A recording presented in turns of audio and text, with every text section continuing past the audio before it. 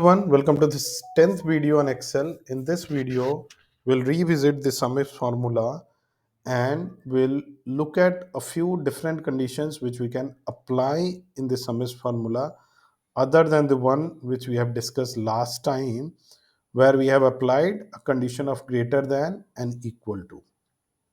And less than condition is quite similar to greater than, but we'll explore a few other things as well here. So you can see the data here that we have a few products, quantity, and the sales agent. Now, the first question which we'll try to answer is the total products sold by these agents. So it's very simple SUMIF formula which we have seen earlier. So we want to sum this particular column, which is C3 to C11, and we have frozen this range by applying this dollar symbols, so that once we drag the formula there is no effect and the results are proper. And the condition here is that column D, which is this, should be, and the value should be equal to the value present in cell G4. Okay, now again I have frozen this column of G4 so that once we drag down, or if we drag to the right as well, there will no error. Okay, so these are the numbers that we are getting, and you can see if I drag it to the right as well, I'll get this correct result because the cells are frozen in a proper way. And we can check these numbers, that Tom 11, so yeah, Tom has sold this 3 plus 6 plus 2 11, Sam 2 plus 10 12. In the same way, David also 4 plus 8 12, and Cain 4 plus 5 9. Now we want to apply a condition where product is A.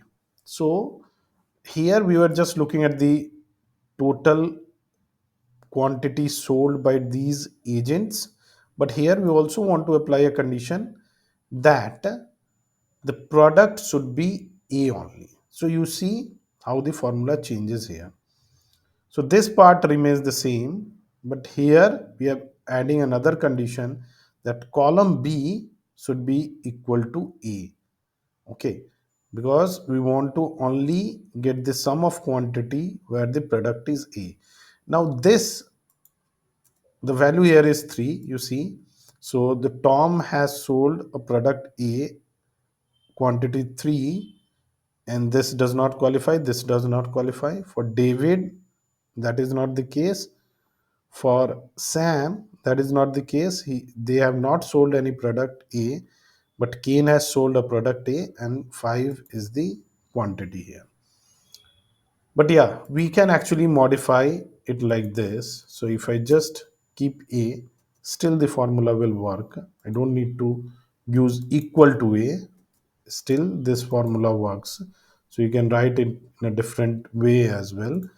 Or I can also write like this, equals and then A. So this will also work the way we have written it in the last video. So you'll get the same result in this way as well. Now the other condition that we want to apply is where product is not A.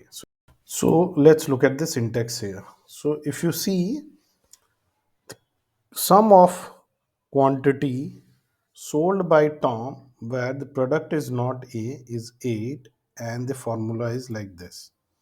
So again, most part of the syntax remain the same. So we want to get this sum on this particular column C, where we want to apply a condition on this column D that it should be equal to G4 here, and this product should not be equal to A. So this is how we specify not equal to.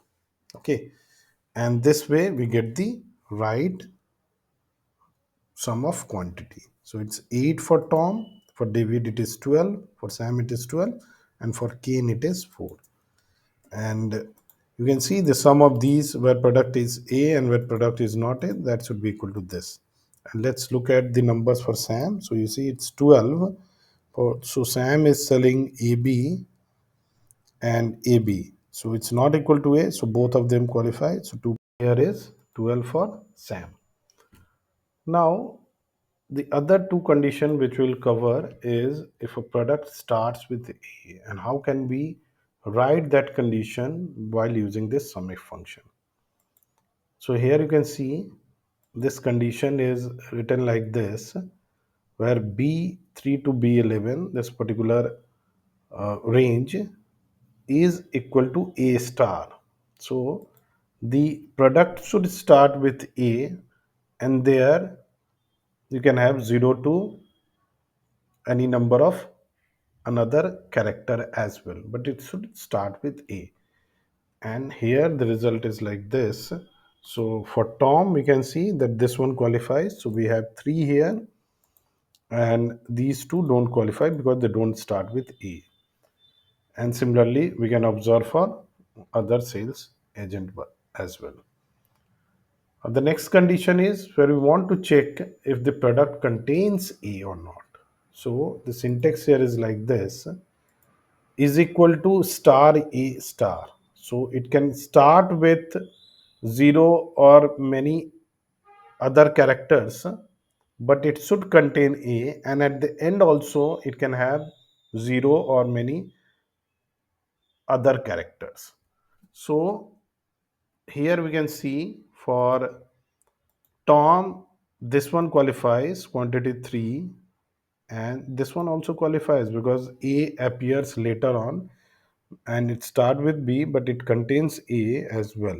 So 3 plus 2, 5 is the result here. And similarly, we can observe for David, Sam, and K. These are the quantity where the product contains A. So for David, actually, both are A, so they qualify. For Sam, AB and AB, they also qualify. And for Kane, again, 4. Here, this BB does not qualify, while just A qualify.